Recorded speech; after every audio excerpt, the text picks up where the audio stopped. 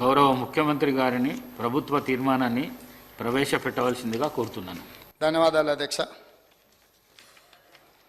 Doctor BR Ambedkar రచించిన రాజ్యాంగం ప్రకారం భారతదేశం అన్ని రాష్ట్రాల సమైక్య, అన్ని రాష్ట్రాల సమీకృత సమ్మిళిత అభివృద్ధి కేంద్ర ప్రభుత్వ బాధ్యత.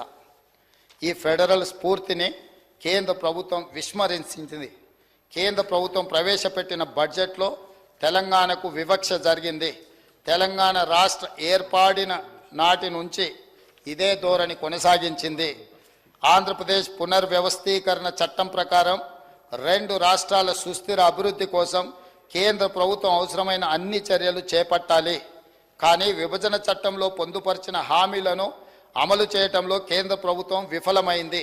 పార్లమెంటులో చేసిన విభజన చట్టంలో పొందుపరిచిన హామీలు ఇప్పటికీ అమలు కాకపోవటం తెలంగాణ ప్రగతిపై తీవ్రమైన ప్రభావం చూపింది. తెలంగాణ ప్రజాప్రభుత్వం ఏర్పడిన తర్వాత ముఖ్యమంత్రిగా నేను మరియు రాష్ట్ర మంత్రులు పలు దఫాలుగా ప్రధానమంత్రిని ఇతర కేంద్ర మంత్రులను కలిసి వివిధ విజ్ఞప్తులు చేశాము.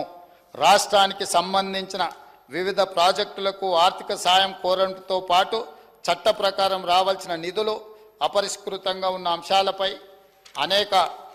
అనేక సార్లు అభ్యర్థనలు అందించాము.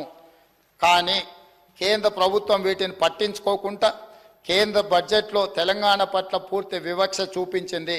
అందుకే తెలంగాణ రాష్ట్ర పట్ల కేంద్రం అనుసరించిన తీరుపై ఈ సభ తీవ్ర అసంతృప్తిని, నిరసనను తెలియజేస్తున్నది. ప్రస్తుతం కొనసాగుతున్న బడ్జెట్ చర్చల్లోనే కేంద్ర బడ్జెట్కు సవరణలు చేసి తెలంగాణ రాష్ట్రానికి న్యాయం జరిగేట్టు తగిన చర్యలు తీసుకోవాలని ఈ సభ, ఈ ప్రభుత్వం డిమాండ్ చేస్తుంది. ఈ తీర్మానాన్ని సభ్యులందరూ పార్టీలకు అతీతంగా చప్పట్ల ద్వారా మీరందరూ ఆమోదం తెలపండి. తదుపరి కార్యాచరణ మళ్ళీ మనం అందరం కూడా చర్చించుకొని కేంద్ర ప్రభుత్వం మీద ఒత్తిడి తీసుకొచ్చి మన హక్కులను సాధించుకుందామని తమరి అనుమతితో ఈ తీర్మానాన్ని ప్రతిపాదిస్తున్నాను అధ్యక్ష.